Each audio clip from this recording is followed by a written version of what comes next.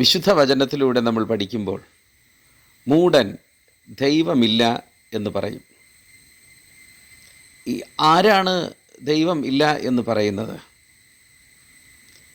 പല അനീതികളും അക്രമങ്ങളും ദുഷ്ടത്തരങ്ങളുമെല്ലാം ചെയ്ത് താൻ ചെയ്യുന്നതായ പ്രവൃത്തി വിട്ടുകഴിയുവാൻ മനസ്സില്ലാത്തവൻ പറയും ദൈവം ഇല്ല എന്ന്. എന്തുകൊണ്ടെന്നാൽ ദൈവഭയമുണ്ട് എങ്കിൽ സകല അനീതികളിൽ നിന്നും ദുഷ്ടത്തരങ്ങളിൽ നിന്നും അവന് വിട്ടു നിൽക്കേണ്ടി വരും. അതുകൊണ്ട് അവൻ സ്വയം പറയും ദൈവം ഇല്ല എന്ന്. മറ്റുള്ളവരെയും പറഞ്ഞ് പഠിപ്പിക്കുവാനായി ആഗ്രഹിക്കും ദൈവം ഇല്ല എന്ന്. ദൈവം ഒരു സാങ്കല്പികമാണ് എന്നൊക്കെ പറയാറുണ്ട്. എന്നാൽ വിശുദ്ധ വചനം സങ്കീർത്തനത്തിലൂടെ നമ്മൾ പഠിക്കുന്നു മൂഢൻ പറയും ദൈവം ഇല്ല എന്ന്. എന്നാൽ സത്യവിശ്വാസി പറയും നമ്മുടെ രക്ഷയോ ദൈവത്തിങ്കിൽ നിന്ന് കടന്ന് വരുന്നു.